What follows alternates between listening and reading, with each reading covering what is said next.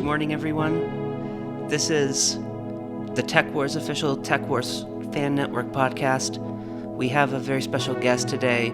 It's our friend Logo Daedalus. We're going to talk to him about some important issues with the DSA. Big issues with the DSA and their true origins. This is the official True Origins of the DSA podcast. We're going to talk about who they really are and what they're really trying to do. They're not who they say they are. And we've recently seen some indications of this on Twitter. We've had some big events. I've been suspended, so I have to wait 6 days before I can come back and tell you the truth. This is the only place that you can hear this. They're silencing me. Exclusive. Rest in peace, the real Compot. Logo, why don't these people understand? Well, mostly because they are heavily memed on. It's all people getting memed on all the way down, top to bottom. Getting dumped on. Sometimes for centuries old memes, they're getting memed on. It's a battle that goes back to the beginning of time, really. So my basic contention, and you are going to have to tell me agree or disagree, I submit that this is a fact, is that the Democratic Socialists in Germany created the Nazi Party in order to destroy the actual communists, and that Stalin wanted to destroy the Democratic Socialists. He realized they were the true enemy and that they were the creators of fascism. And am I crazy, or is that's pretty well established? It seems to be pretty well established, but it's not like the average person in the DSA has any conception whatsoever of like history prior to the 60s, really. And even the 60s, what they know is an advertising campaign. Coca-Cola, smoke weed, LSD. I was talking to this guy yesterday, this little DSA man, and he had nothing to say about this. He was weak and impotent. That's just the general trend, like these people don't read anything. He was not up on the facts. At all. The Tom Zone, at the Tom Zone, level 45, Chaos POTUS. I invited him to come on to this podcast and have a civil discussion. I said that he could come on and own me. You can see what I said to him. It says, do a podcast with me. You can come on and own me. Guess you're scared. Guess you're scared, Tom. Come on, Tom. What's wrong? I don't know who this guy is, but have you been seeing, Logo, that they're harassing Michael Tracy? These same people have been going... Yeah, they're going after Mike Tracy, which is really fucked up because Mike Tracy is like one of the best of their kind, really. He's the most sensible leftist. He's like not like I don't even like I just mean as like a person with personal integrity. Like he just has like a good character. Oh right, that too. And so you think that the rest of the DSA chuds, as they call them, you think they of themselves as having good characters? I don't know, honestly. I think that a lot of them kind of have they apply their ironic detachment to their own faults, I guess, right? Like they kind of, it's like the whole like LOL, I want to kill myself mentality applied to everything. So they refuse any criticisms, like self-criticisms, aside from, I don't know, I guess like struggle session shit. They also have like ego inflation disorders from all the cocaine that they do. Chapo. Oh yeah, if you mean the professional ones. Oh yeah, the professional ones, they're just like on meth, well, not meth actually, but like on bourgeois meth or cocaine. When really they should just take Adderall like normal people. Come on. But what I don't get about them is they must consider themselves to be good people. This is what a point I was making yesterday. This guy, he had a QAnon hat that he had got, and he was wearing it ironically. Very cool. Which, whatever. I don't care if someone does that or not. Mm-hmm. But this person is the sort of person who would say that, PewDiePie is not a real Nazi because he ironically makes jokes about the Holocaust. He had two Indian guys say something about the Jews, or I don't even know. Yeah, that was like years ago, controversy. Yeah. And like he's pretty much like I can't imagine anyone distancing themselves further from all of this. Like every time something comes up, he immediately does like damage control. It's like kind of to the point where his apology videos are so well known that he himself, and like so well received generally, that he himself jokes about like consulting for other people to do apology videos for shit like this. Like the idea that he is in any way radical and not just like almost a supreme normie. It's just that he has some interests that aren't kosher, I guess. Like he doesn't have a DSA card. If he was a card carrying DSA member, he could do whatever he wanted, really. He has to pay his dues. Yeah, I mean he's less offensive than Nick Mullen. Like Nick Mullen, like by a lot. Like it's insane. Nick gets away with a lot. It's amazing. I appreciate him. He fully. really gets away with it all. I mean, how can they keep letting him do this? The latest thing I saw. Away with it? The latest thing I saw on the Chapo subreddit was people are going after him because he had that webcomic, Stone Toss. Do you know the one I mean, Logo? I know Stone Toss. Yeah. Like those, like the kind of shitty political comment. Like he's like the shittier version of Owen Cyclops. Yeah. Right. That was. Yeah. Shout out to Owen. Shout out to Owen. That was. We have to have Owen on sometime, but that they had something about that on the Chapo subreddit, and there was a video, one of PewDiePie's videos. One of his comics appears for like a millisecond. Yeah, because someone posted it on his subreddit, and like he just scrolls through his subreddit, and that's his video. Is like looking at things people have submitted to his subreddit. And so people he's said, disseminating fascist propaganda. Yeah. 100%. So, but it's okay to wear the QAnon hat. Yeah. No, because if you like QAnon isn't Nazi stuff. You can joke about stuff that's contemporary, but you can't make any jokes about the Nazis. But whenever somebody is caught wearing a QAnon pin or something, then they go off on them because it's a far right conspiracy theory. Is that real? Like, I've never seen anyone. It does. That is like at the for Trump rallies, the people that hold the signs. Oh, even the news media will go after them. You mean like people who are like actually interested in QAnon get like blasted by people on like the boomers who fall for it? Yeah. Or just like anyone. I mean, that's something that they use to tar a lot of people. If even if you're on the right but you think QAnon is stupid or don't believe it, which I would include myself in that, you will get automatically told that you are spreading the QAnon conspiracy and stuff. So it's not really clear why the QAnon hat is okay. So these people must feel that they're fundamentally good people, and that they are deflected from this negative association, so that if they do it, it can't somehow propagate the fascist propaganda. Like, it doesn't. Do you see what I'm saying? Yeah, they don't think that. Like, they think that they can what's the word for it? Like, disarm this imagery in some way by the force of their character, so that it no longer has any sort of problematic attachments to it. So they must think that that's the power of their character. So the scumbag left, I mean, they really think that they're really good people. Ultimately, deep down. I think that there's another thing to it, though. I remember reading this comment, like, on the sidebar, like, some random Twitter account, like, DSA type account on one of these things. And they were talking about how satire that you can't distinguish from the real thing is bad satire. So I think it has something to do with that, right? Where if there's any sort of, like, subtlety or, like, the ability for essentially people to, like, get duped and to find the satire to be, like, real, then that's actually bad satire. Even though that's what generally I would define as being like good satire, right? Is like when it's indistinguishable and you have to like find like this, you discover the irony or whatever, and you have that sort of revelation. That's the only time it really is ironic, I think. Yeah. So ironically, in this case, then by being like putting on the QAnonic hat in such a way as to like make it extremely obvious that you're parodying it or being ironical, then you're not really using irony in any real sense. Like that's pretty bitch mode.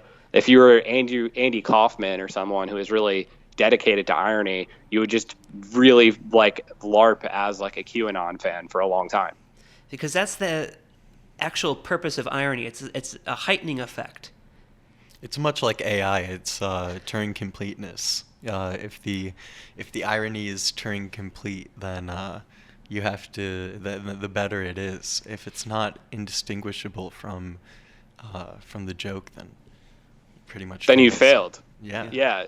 It's like you're explaining the joke, like you're saying like, oh, like, well, just to make sure everyone gets the joke. Exactly. So then it's no longer a joke. There's no in or out on it.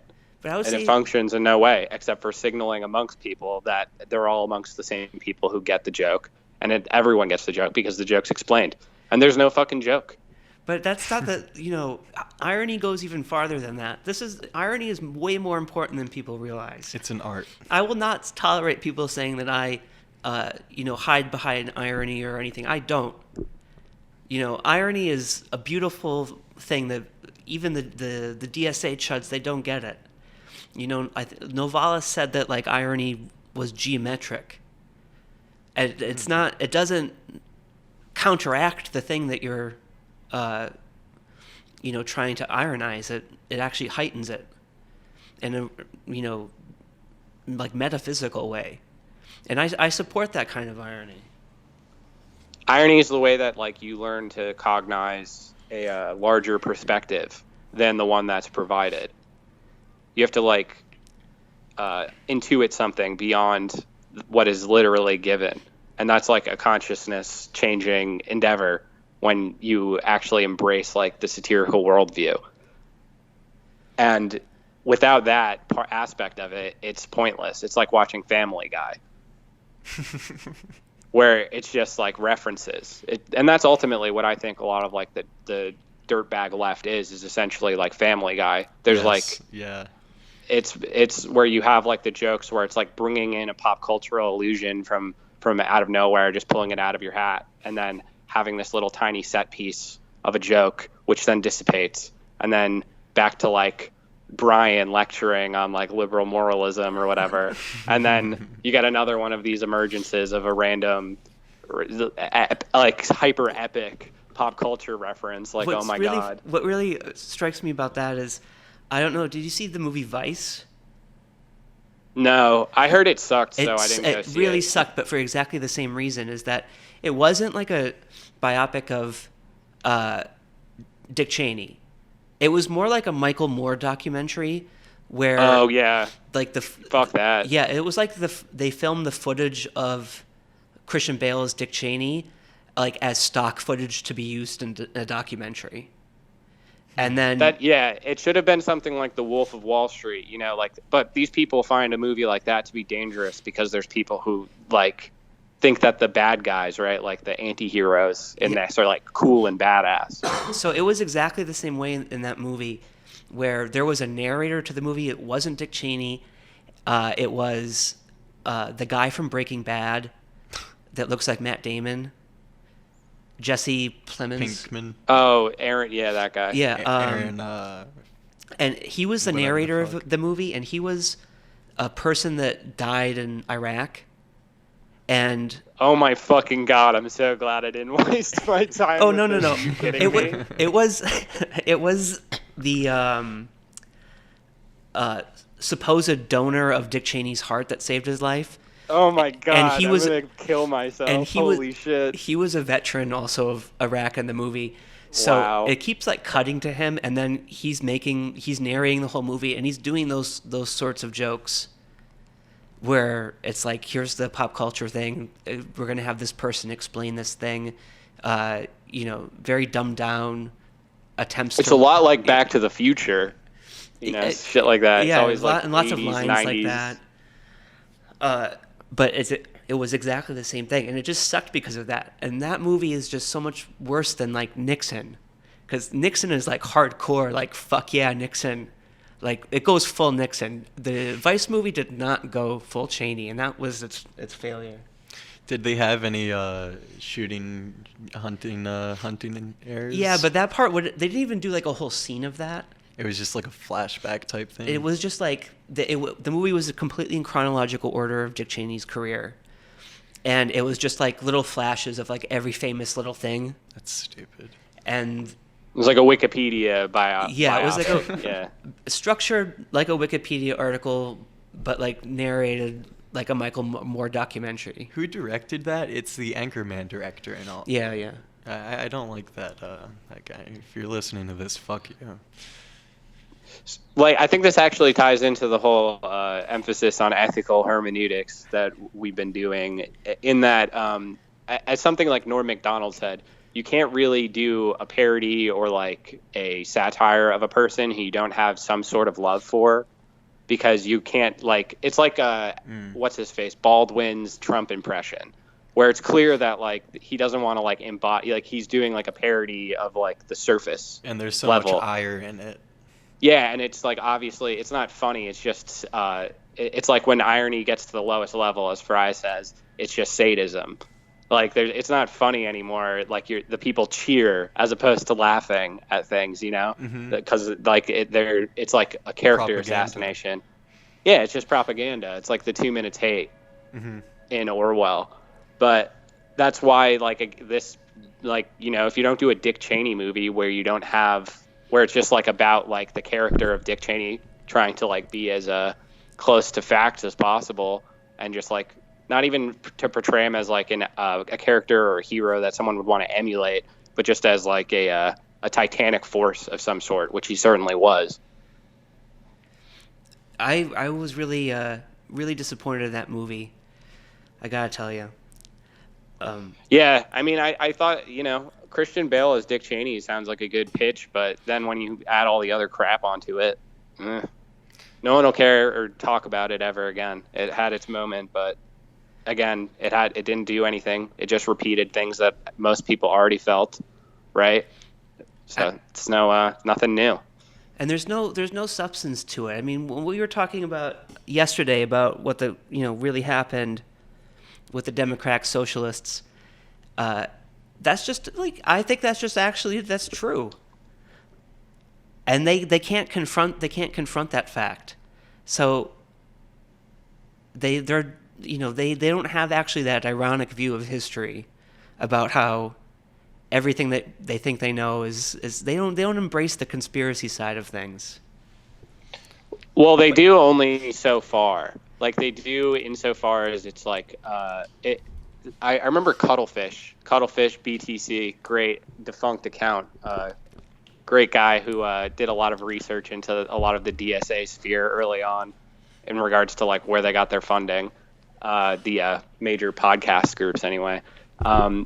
He would talk about how the difference between Thomas Pynchon and what is his name, Robert Anton Wilson, right, when it came to conspiracy theories.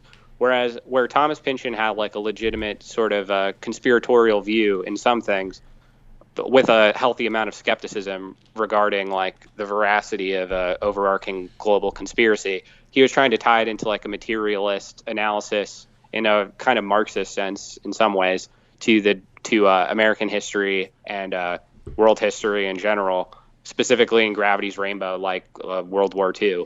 And tying this to like a lot of information that people didn't have at the time that he was able to get through working at Boeing from like V2 files and stuff like that.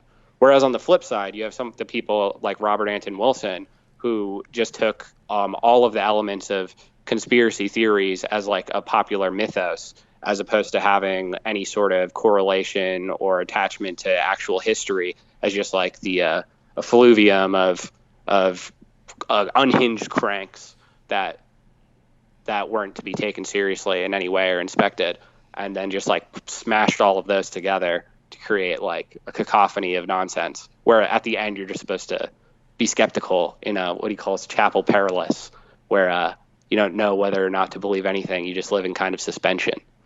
Yeah, I remember that account. That's a really good point, I think, because by smashing all those conspiracy theories together, like in the Illuminatus trilogy, it does have that heightening effect, where it's not like Pynchon where it's supposed to reveal a truth.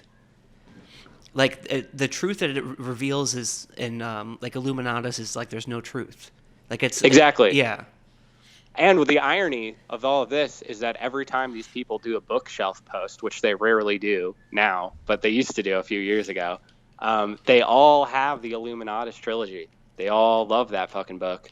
They love that sort of like that, it was I don't even know what to call it. Like, it was like the backwash of the counterculture after all of the interesting things that already sort of died out. And in the meantime, they all like have probably read The Crying of Lot 49, if that, at most. And other than that, like, Pynchon is just is like another icon of what, like, white male pretentious elitism. It's a thing that nobody could possibly understand. It's actually impossible to understand, and it's impossible to read. And anyone who claims to say that they've read it or understood it is lying, and is probably one of those unhinged conspiracy cranks that Robert Anton Wilson makes fun of. I have not been able to get far into any Pynchon book. Oh man, I love did kind Pynchon. of just describe me with stopping at the Crying of Lot 49, and that's about it. It's the typical readership of it. I've run into very few people who've actually read anything I have beyond the that. others. I have Because of You, Gravity's Rainbow, and You got to start with V. Dixon, Everyone fucks up. Oh, I don't. Everyone fucks up. You start with a V. You have to make a flow chart.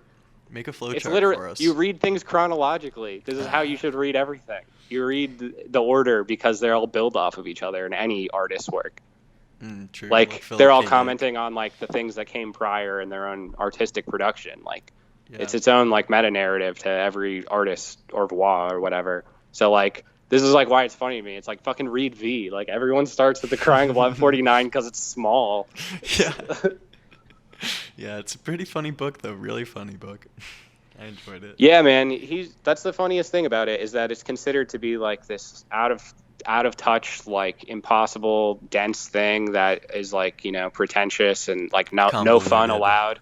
Right. I really, I've never been interested in reading Gravity's Rainbow, but It's so good. some of the other, like, I really want to have. There have been times when I really have wanted to read like Against the Day. That one's great too. I mean, they're all good. Mason and Dixon is probably the best. I read about half of it, but that was about it. But Gravity's Rainbow would not be probably my first choice for the one that I would want to read. Have you read it or read any parts of it? Like only a couple of pages from like someone else's copy. Oh, okay. I don't know, man. I think it's like right up your fucking alley. I know, like conceptually, it's a very interesting thing. I mean, that's what I can really appreciate about it. But it's also hilarious. yeah, Like Pynchon's one of the funniest writers ever, and like overlooked more so than Pynchon even is Gaddis, who said like the biggest tragedy of his own career was that nobody ever mentioned that his books were funny. Like they all just talked about how difficult they were, and they're all just really funny. Like they're pretty dark comedy. Like, you know, Poor I guess guy. his irony level is too high. that's what it is about you, Logo. Is that you're like the DSA person who's like actually read the DSA books that they. I was one of them. Yeah. I would have been one of them. Like, But had you I actually not read the books. Yeah, I actually read the fucking books. Wait, I want to hear the Logo origin tale. What's this about you being in the DSA? What's the transformation? He just means that he's like a DSA person, right? No, it's At like heart, it's like no. Well, I mean, clearly. what I mean is that I was attracted to those sorts of milieus, Yeah. like obviously from like when I was younger. Like we had like a straight edge, like, you know, I was like Massachusetts. It's not like also like what the fuck is the far right even really? You know, Yeah, it's not true. like there's any actual extant milieus in like wider culture available to people, I guess.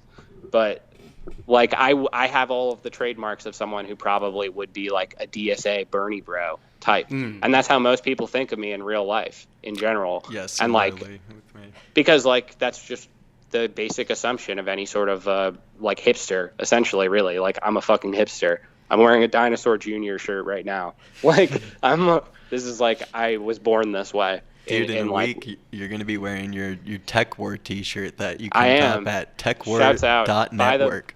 Buy that shit. That logo is fucking tight. But yeah, I don't know. My origin story is like I was a hardcore communist when I was like a teenager.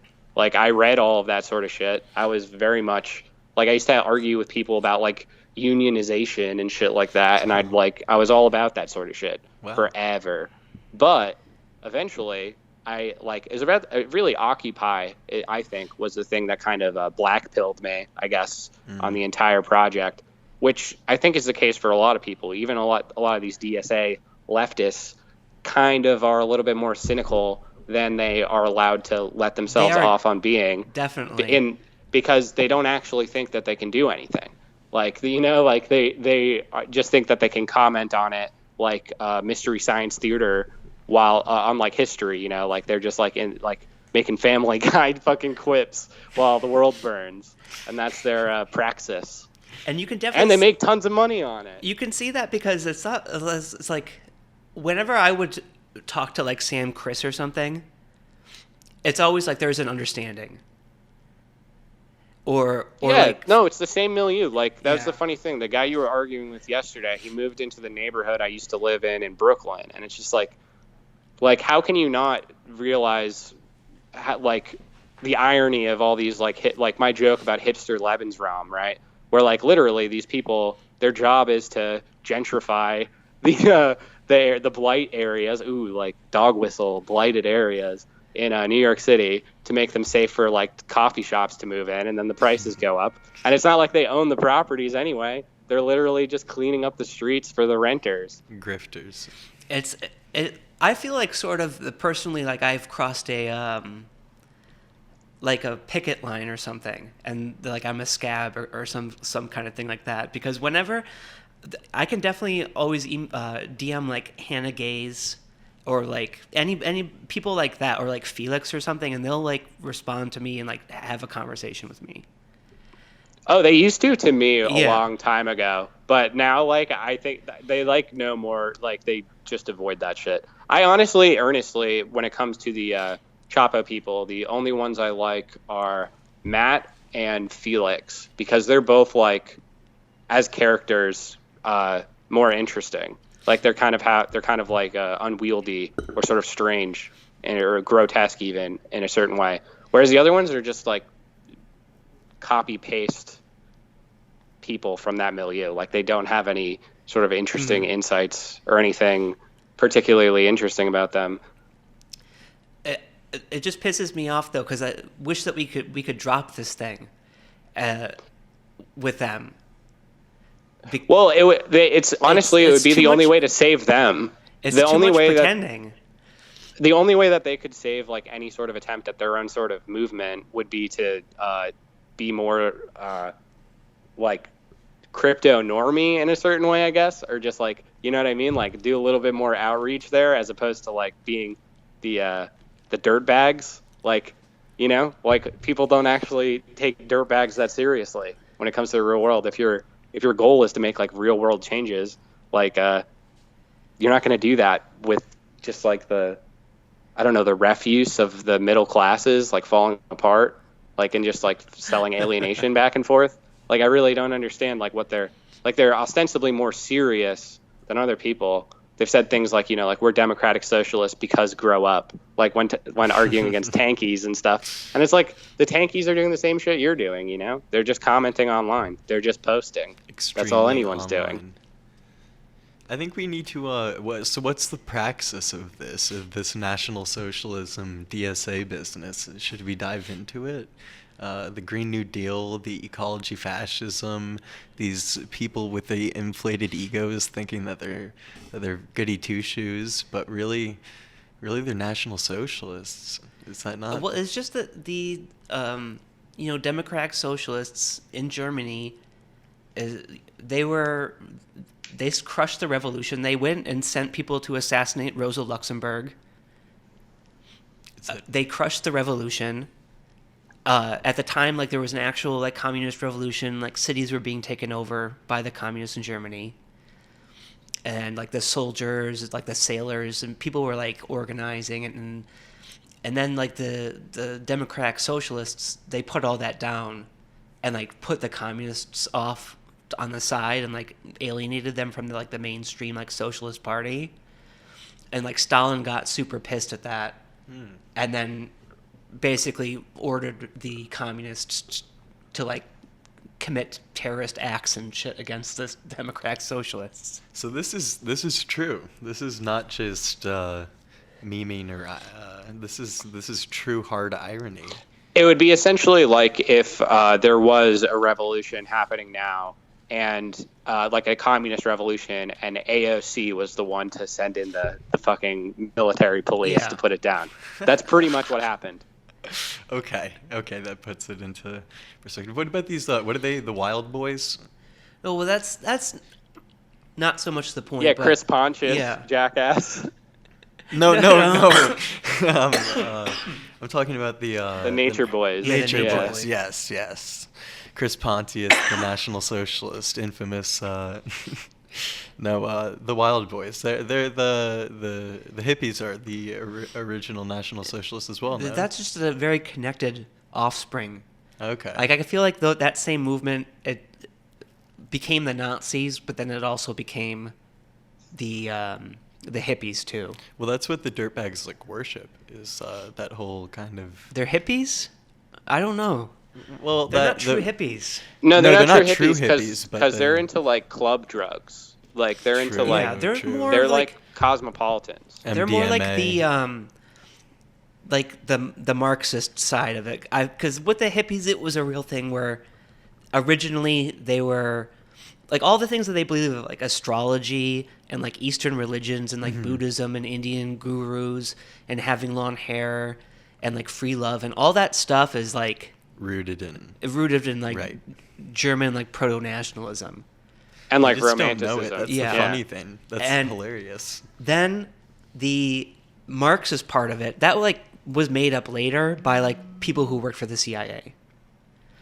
Yeah, literally, so that they could have like a leverage to call Stalin a fascist, like Dinesh D'Souza. Like they're literally were like the Dinesh D'Souza grift on against like actually extant communism was to call it the real fascism, and that like the real communism was this hodgepodge adaptation from as we were saying, like the Nature Boys, the sort of Wandervogel, Lebensreform shit.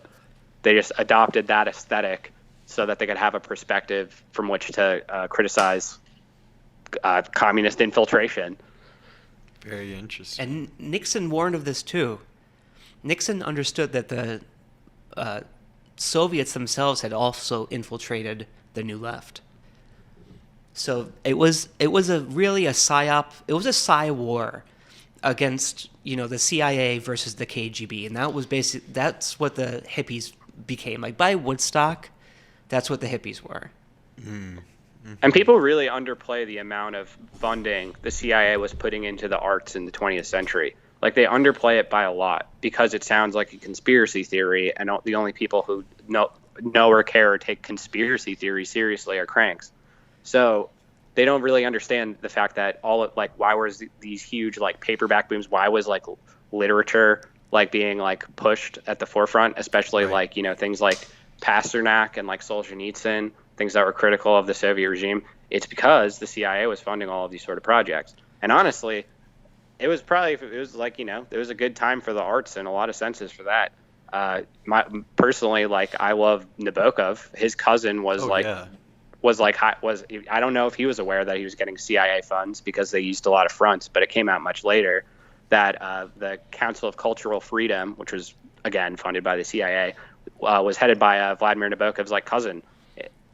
All these people were like being used in that sense to say like that the only living art forms or like good art could only come from America and the West as opposed to out of communism and socialist realism and all that. Soviet art was pretty bad in my opinion. I don't know. Oh yeah, no, there's no denying the fact that it was pretty boring, but ultimately if you look back at like Soviet realism, it's the same aesthetic as American advertising. Yeah, true. That's the real secret point of connection right there. It's the same thing. Like Norman Rockwell would have been a star in the Soviet Union. That's what I love about this sort of stuff though, because when you really think about it, it's hard not to just recognize this as reality. It's because it is fucking reality. It is reality. Like I get tricked myself by people coming at me and telling me I'm being ironic, and I'm like, wait a second, this is like actually just real. It sends you into like a psychosis. They're trying to. It's mass gaslighting. You're a targeted individual, Compot. I mean, they don't know about James Jesus Angleton. Well, I don't. Of course either. not, man. What are you, crazy crank? Were you Alex Jones? What are you doing? He's like one of the mastermind of the whole fucking CIA, and no one knows who this guy is. Well, I think it's pretty funny how people talk about the whole 5D chess thing now with Trump and with QAnon and all of that, even though, in my opinion, that it does not exist. But it does exist heavily and permeated throughout the 20th century with this, exactly what you were just talking about, with the... I think you said Lenin quashing the revolution, or... Well, here's what you have to understand is about QAnon is that I appreciate it as a like a Rosicrucian sort of movement. Like there was no such thing as Rosicrucianism. It's Like, the greatest prank of all time. it was a hoax. It was Protestants who were critical of the Catholic Church, and they wanted to like create like a hoax that was coded in all this language against the Catholic Church and against, the Holy Roman Empire. And so they went around and they pasted flyers up in the time of like the 30 Years' War saying like, here's the Rosicrucian movement, and we have like secret brothers who are everywhere, and we're alchemists, and we're going to like completely change the world. And it was all just like this a complete made up thing. And people have been, and it's such a good meme that like a lot of esoteric stuff today is like Rosicrucian, where you have people who think that they or claim to have seen. There's a Rosicrucian Yeah. lodge in Dallas. I drove by it the other day. Yeah, these people that believe that like this guy is immortal and that they can like shit. spiritually communicate with him, and like he visits them, like the founder of the Rosicrucian movement. Christian Rosencrantz. And they think that like he's the same person as Saint Germain, and they have all these theories about it. And It's very interesting. I respect the loyalty, the dedication. But what it Honestly, was, yeah, that has the same sort of origin as even like the Levin reform shit when Yeah. you go back to it. Like all of this is connected. This is all like an uninterrupted stream. and you can just cut it up. You can cut it up however you want. There's no way to do that. I prefer to make history into like an artistic thing. Like so you have to like create history. Like history isn't something you learn from a book. Yeah, it's a project. Like you don't just like intuit it from direct contact with like things around you. That's insane. Like you have like there's documents that fade away. Like these events disappear. All you have is like this fragmentation of things, and this idea that you don't really need to read or to like peruse the library of fragments in order to like constellate them and put them into some discernible order. No. Like you don't need to do that, because that's what conspiracy theorists do. And there's this like you end up with this gaslighting campaign type stuff where it's like, oh, you only find evidence that proves your initial dispositions, which is like the whole Marcusean introduction of Freudian analysis into this sort of shit, which all communists in historical reality were extremely against, was Freudian theorizing. And that's now the major project of all like academic theory, is to reconcile these two things. Absolutely. Like that's what they've been doing for, it's like almost 100 years at this point. Almost, not quite exactly, but soon enough. But the communists proper, the actual Marxists, would never allow that ever. Absolutely not, because Freudianism is just bourgeois theory. It's literally like the theory of the bourgeois. Where are these people? I feel like it's so rare in the DSA. I feel like no one has actually read Marx. There's got to be like a reclusive little hermetic occult of people that are actual Marxists, or are No, they those just are the those are the professors? cranks they Yeah. make fun of. Those are the cranks. The people who actually read Marx call them out on this shit, and people are like, "Why are you talking about old books? Like you're a weirdo." And that's just what happens every time. Like But like, alternate history is such a like that historical project. That's the basis of so much literature. Like that's Walter Scott, and I think that was you were just saying that about Pynchon, is that his books have like a whole historical thing to them. Don't like. Yeah, if you don't like, that's like the difficult part of reading him. Why people often have trouble is because he's like playing with references to tons and tons and tons of things that if you don't like connect them, then you won't like. It's like you got to get on his level. You got to get on the level of irony to get the jokes. He like recreates his own version of history with all of his books.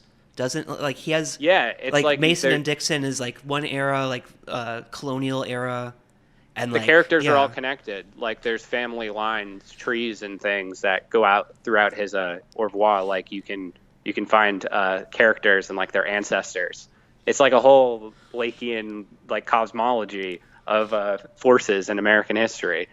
And it's fucking great. It's cool as fuck. Walter Scott was the same way with his Waverley novels, which are like all about the history of Scotland, and he has like his whole intricate like literary like alternate history of like Scottish and like Anglo relations for like hundreds of years. And I think that's also what happens in like fantasy and like sci-fi world building too, is the same thing. There's certain levels of it, right? Like in a sort of Phrygian style of genres, the more ornate it would get, you'd get closer and closer to satire and like the sort of encyclopedic function. Whereas some of them are more romantic, or in like the romantic world, as opposed to like in the satirical one. There's elements of romance in some of these satires for sure, but when it goes to like its extremist lengths, you get something like Finnegan's Wake, which is just it's like supposed to be a condensed version of the entirety of human history in one book, which is why it's like you have to extrapolate so much from it, because it's like you're decrypting a heavily encrypted hard drive or something, you know? Like once you unpack it, the files are much bigger than they seem in their encrypted form. And that's like what reading is about. Next to it, pretty much, especially with like Gravity's Rainbow, something like that. Yeah, initially, that's the thing, is like it's a trial by fire. But like the more of these things you pick up on, and the more you read, the easier it is, because it all builds on each other. Like it's all connected. Like everything's connected. Which is then true about just literature itself, where just getting into like Pynchon and reading all the cross references, and then you pick up on it and sort of piece together his idea. But that's exactly what happens in like reading literature generally.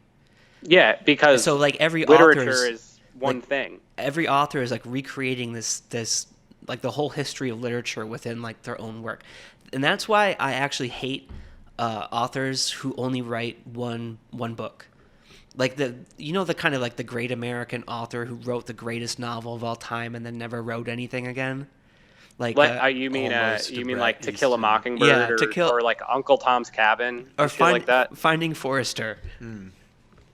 I don't even know what that one is. No, it's a movie with Sean Connery. Oh, fuck. No, you would love this movie. You got to watch it, man. It's It's Sean Connery, and he is that sort of author. He lives in like the Bronx or something, and he's super reclusive. But then there's like this genius black private school kid who's also going to become like the next greatest writer. And so it's about Sean Connery like mentoring this kid, and they like go to basketball games and stuff. But like that. Oh my God. That's the whole. Like Mike. I love the movie. It's a good movie. I recommend everyone watch it. It's pretty entertaining. But he's that prototypical, the great American author, only wrote one book. But every author that I like, they have written, they're just super prolific, and it's like they write about every single subject, and they recreate like a whole universe for themselves just in their own work. Well, they also tell you about the culture of their time, and as they write more books, you learn more about the history of that. Like I think you would agree with in regards to Goethe. Yeah, but we're all trapped through all those windows, because that's the only way that we know the past. Mm-hmm. And it's who like could you trust to like reconstruct the past in a way that would be like sensible? That's why we need good archivists. Only an artist can do that. It's the only person capable. All these people who say philosophy. Oh, philosophers. No. The philosophers are always just describing a picture or a scene or a sense that was already created by an artist. Always. You have the same perspective on poetry, correct? You think poetry greater than philosophy? Well, I think that it's impossible to root like where did philosophy come from? You know, if you just do genetic like origins of these things, it's like where did philosophy come from? It just emerged like ex nihilo. It didn't come out of mythical analysis. You know, like all of these things had to have some origin in mysticism, really, in a sort of rigorous mysticism. And that's what I love about making these historical narratives. You know, it's the real creative power of this kind of thing. You know, you have to make history into like art around yourself in order to like actually appreciate it. Well, you're doing it unconsciously, no matter what, is like my contention. But these people, like in the DSA, like who just go by these, very standard narratives. That's the thing that they don't realize. That's what infuriates me about like the anti-conspiracy theory, activism that goes on everywhere now. It's like they're trying to like take this power away from us. Yeah, this is the big news, right? Was the black guy who made an edited video of Nancy Pelosi and Facebook doxed him to a reporter. Yeah, he slowed down a video the way that like Vic Berger, who's like a huge DSA type guy that everyone loves, who does like edited videos of like I don't know alt-right figures. And he looks I guess like Krusty the Clown. Yeah, he looks like Krusty the Clown. That's also a funny thing.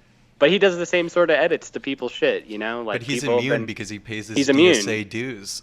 Exactly. Like because when you watch that, you know, you already know who the bad guy is, and he actually stopped doing a lot of it because a lot of it was making people like Alex Jones more like very memeable, and people started to like him more because from like the parodies they were doing because he's such an interesting persona. Like, you know, he speaks like people don't usually speak. Like, what is it?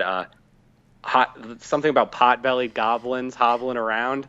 That's like one of the greatest phrases like ever. Vampire pot-belly goblins. Yeah, that's I don't know who else could come up with that other than Alex Jones, who also I don't know if it was him directly, I doubt it, but InfoWars did repost a Orc Brand article on the leftism of Ben Shapiro from Autistic Mercury. That was pretty interesting. So thank you, Alex. I see you're a big reader.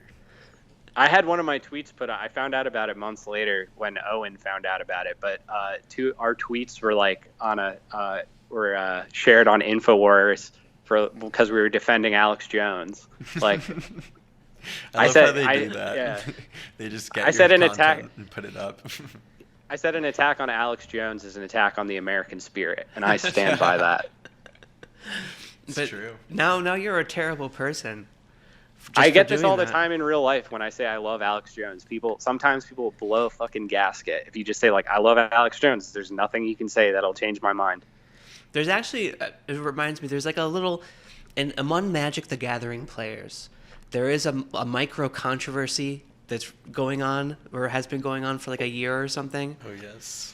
Of one of the like really old school. Oh, excuse me, I'm a little bit sick. One of the really old school Magic artists from way back in the day, like she liked an Alex Jones tweet or something, or she followed Alex Jones, but has done like literally zero else that was political in any way, shape, or form. And now, like, there's a lot of players who want to, the company who makes the game, right? To like, get rid of her, not use her as an artist. Like it'll be like a gun buyback program where they'll buy back all the cards and burn them and like replace them with art from that's gonna send Magic the Gathering finance into chaos. If they don't do it, then they're bad, so they have to do it, right? The Magic the Gathering market is far more important than the Bitcoin market. It absolutely is. Space. You can say whatever you want, but those guys who have the sealed booster boxes of like Urza's Saga from 1998, those things are worth like $10,000, and now it's ridiculous. That's the real Galaxy Brain take. Yeah, this is like I was talking on the Weekly Sweat about gold mining. And how most of it, like, you're better off doing like automated like bot gold mining on RuneScape, you like using your CPUs than mining Bitcoin. Like you'd be making more money. Yeah, then just sell that. That's very interesting. The geek like parallel world economy is like very, very strong. People Should always invest in that shit. People are getting mad at you because you were saying, talking about video games and their economies, and you were like unhappy with a lot of them. Yeah, well, basically, my dream is like if we're gonna have this like cyberpunk dystopia where people live out their entire lives in virtual universes, they might as well like be fucking piratical like anarchy zones where people are like leveraging tons of money and like getting rich and like I don't know, doing scams and stuff. Like I want it to be like if we're gonna have like a new Gary's world, mod. it's got to be like the new world again. You know, it's got to be like complete anarchy. Gary's For a little mod bit. VR. Well, I mean more like I want like huge money laundering scandals and stuff, you know? Very like let's fucking do intricate. it. The Secure the bag. EVE Online sort of stuff. Yeah, Eve if Yeah, it wasn't yeah. fucking pussy shit. Eve is pussy shit because you can't actually cash out. You need to be able to cash out. They can't do that do because any of of these- like legislation, but Do any of these DSA people play EVE Online?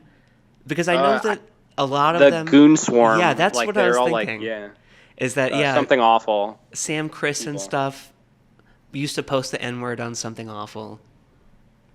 That's the And- funny thing about yeah. them too, right? Is like how much of this comes down to like something awful, like the aesthetics of like something awful. Actually, more like the way the forums were managed Yeah, on like as like a media ecology type view here is how something awful function versus how like anonymous forums like 4chan and whatnot function. it's very different. It's like is it dead? Is it a dead forum now? I don't know.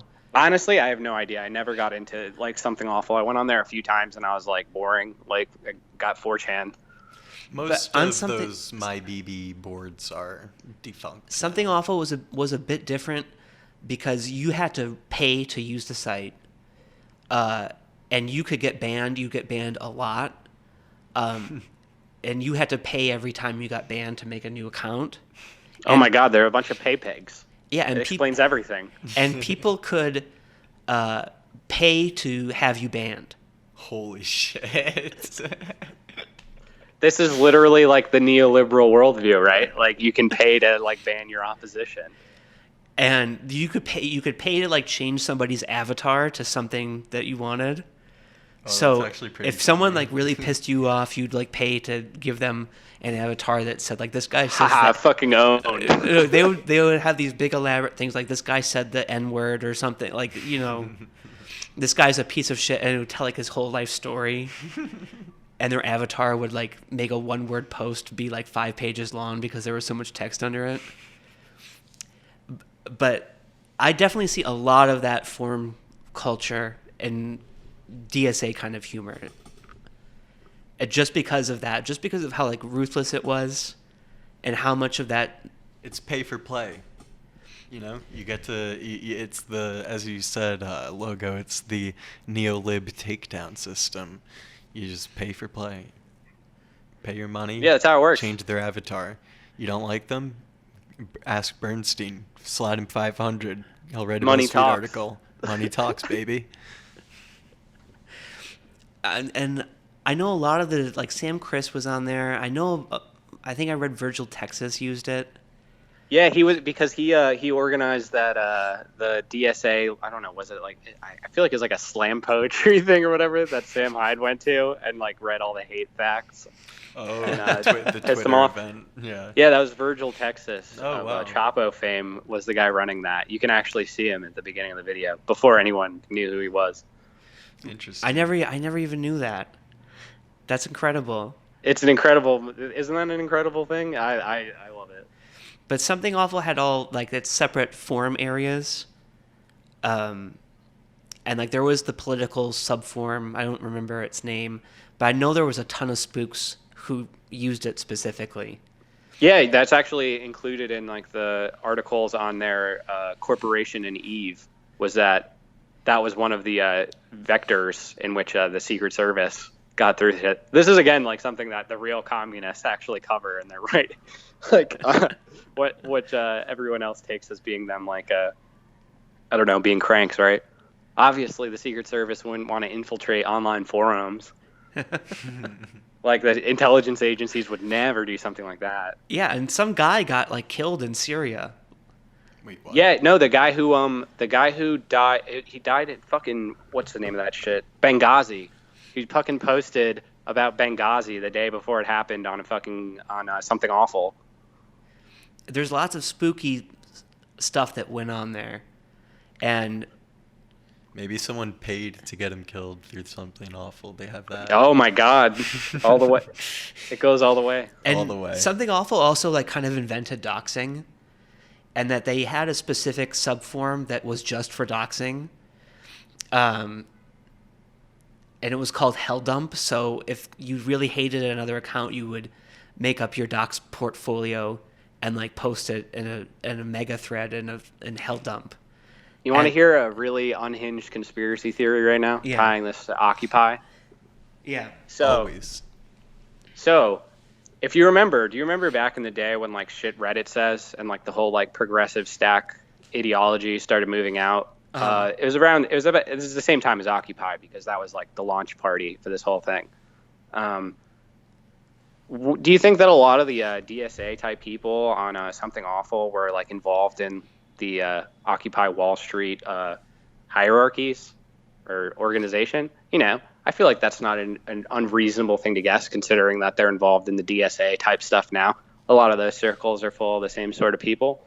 Do you think maybe if like the Secret Service or, you know, intelligence agencies who are in cahoots with the major banks of the time and local police forces at these Occupy protests, that maybe they would have some sort of, ideas for making it impossible to organize by perhaps creating a hermeneutical system which puts class at the very bottom and just maximizes alienation and conflict within every other type of group, race, gender, disability, ability, etc., with of course class being at the bottom again. Perhaps, I don't know, maybe this ideology flourishing on Something Awful just around the same time as, you know, confirmed intelligence assets for going on Something Awful and from other things would have something to do with the launch of all of this. I don't know. I'm probably as if crazy. This needs more of like an actual historical like treatment. Like you need like a journalist or researcher or somebody to like actually approach this question in a serious way. Because this is what Michael Tracy needs to do, which is why it's good that people are getting mad at him from this side. Like, we need to feed him this fucking tip. He's the guy who could do it. Because there was like I feel like that sort of stuff moved a lot quicker than anyone kind of realizes. I felt like there was a very specific kind of turning point where all of the social justice stuff became like a huge thing. And it was a really short time. And I think that a lot of it had to do with people like from Something Awful, like the DSA people from that site going on to like Reddit and like starting to infiltrate They other did platforms. organize raids. Yeah. They did organize raids. Like, all of this is like facts. Like, this isn't even like controversial. I remember it was like 2014 or 2013 maybe, but 2014 absolutely, where all of this started to really seem like it was taking off that like fast. Like it happened overnight. The whole extremist PC culture that you're talking about. 2014, something happened. There might have been a timeline shift from Something Awful. Maybe someone paid for it. I think that there was like a definite attempt to propagate this kind of stuff. It happened too fast to be natural. Yeah. If you look at, like, they had that, some guy was tweeting out the Google trend, not like Google Trends, but like the frequency of word usages in the New York Times, things like whiteness, privilege, etc. You see this insane spike at around that same time, like unprecedented. See, that's exactly what there you go. And I feel like it was kind of after Occupy failed. Well, that's why Occupy failed. And it was something about it, like this was so successful in Occupy, or maybe the people who were in Occupy just, now. Wait a minute. This sounds sort of familiar, right? Like some sort of like the DSA type of people somehow like destroying a movement there and labeling. What do we have now? I believe that they would consider our current regime to be fascist. So it's almost like their job is to disarm this stuff and enable. I don't know. It sounds a little crazy. It's It's okay. All conspiracies are true. Don't forget that. We need to get Michael Tracy on this. I think you're right. Yeah. Yeah, for sure. I think he would do it. Michael. He we just need needs you. to go back to the Something Awful archives. Yeah, this would honestly be like he's the guy to do it. I honestly think so. I don't know who else could. Who else could do it? No one else could do it. It has to be him. He's the chosen one. I'm not going to do it because you have to pay to access the Something Awful archives. Yeah, he can do it. Michael's got the bread. But another thing about Something Awful, though, is that there are a lot of other forums dedicated to Something Awful by people who got banned from Something Awful. And they do really harsh doxing on Something Awful users. And it's a really interesting crowd of people. And it is exactly who you would expect to be the propagators of this kind of stuff. It's a lot of like pedophiles, and people in trouble with the law or very like unstable in their living situations. Have nothing to lose. A lot of like transsexuals, like people like that who are like going to be homeless or something. Mm-hmm. And they're all like the Something Awful power users, and they're the ones who've like spent so much trying to push. Sorry. He has a dog. Warren has a dog. It's You don't have a cat? No, he Blue pilled. it smells bad. But if you went back through the Something Awful archive, you would uncover a lot of stuff about this, I think. For sure. I mean, a lot of it's probably been tossed into oblivion, though. Hey, Tech Warriors, I apologize about that. How much of the archives do they actually keep? Like, if users get banned and stuff, does all their stuff get deleted? Do they, like, disappear? I'm not sure about that. I haven't used the site in a really long time.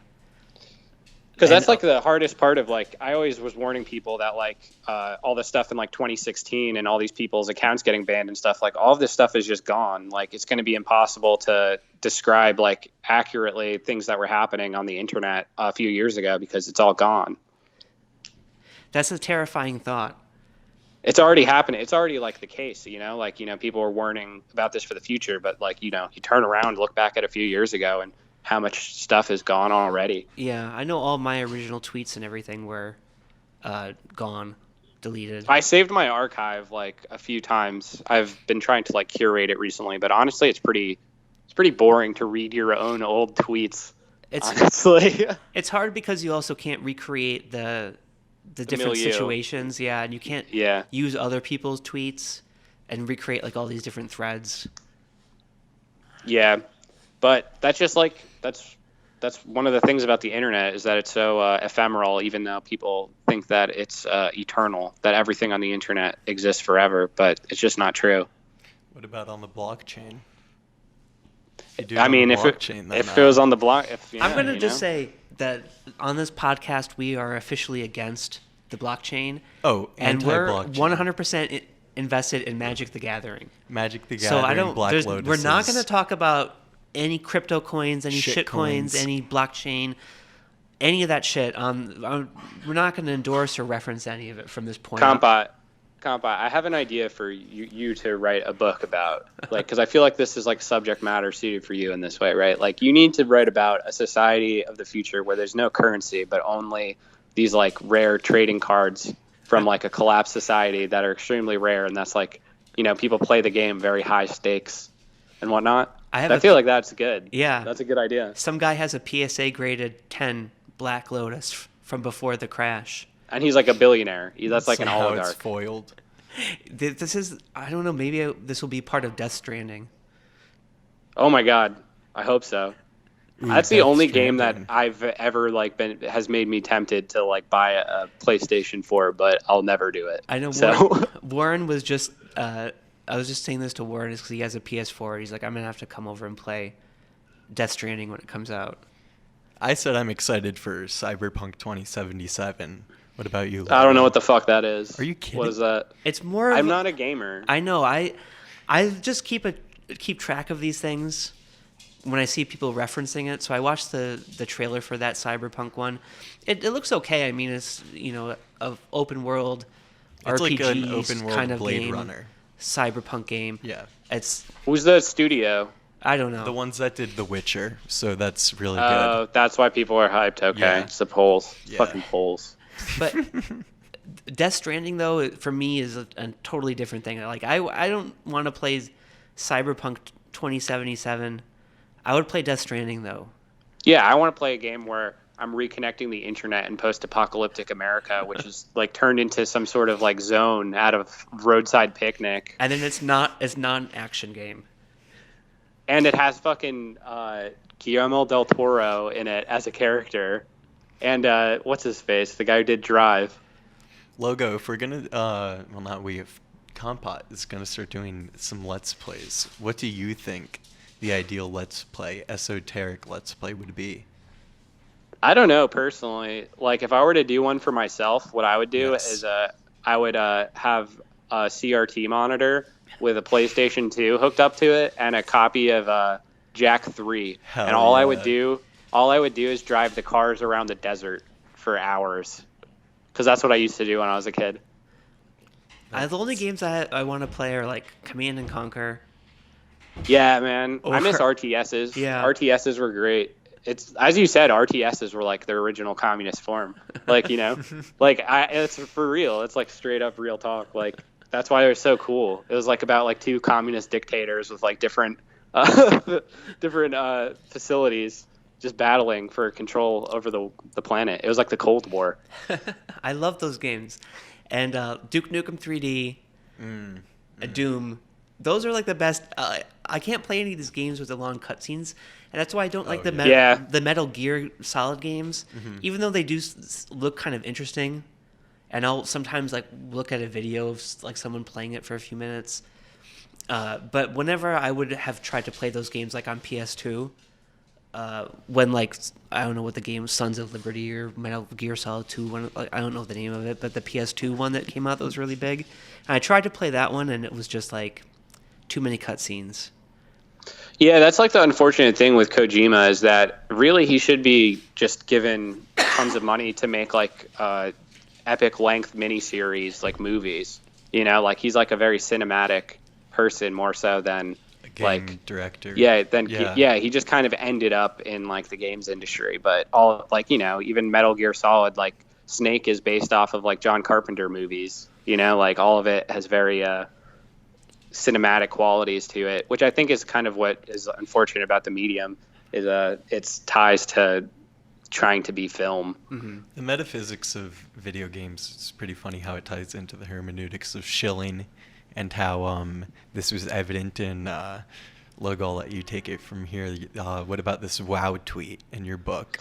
Oh, yeah, no, it was pretty incredible. I just tweeted that it was kind of sad that everyone was just getting excited to have a relaunch of WoW Classic. A 10-year-old like, game. Yeah, like a 10-year-old game With because no like changes. and that was the whole appeal was exactly. that it was just not Vanilla. as bad as the current. It's just not as bad as the current thing. It's like, yeah, exactly. It's like if you had vanilla ice cream and then they kept adding more and more shit into it until it turned into some fucking Rocky Road nightmare. And then people were like, could we just like relaunch vanilla ice cream? And they're like, now vanilla ice cream coming out. And everyone's like, yay. And they're so excited for fucking vanilla ice cream again. So they can like remember what it was like to have vanilla ice cream Pure as a child. vanilla. That's very well put.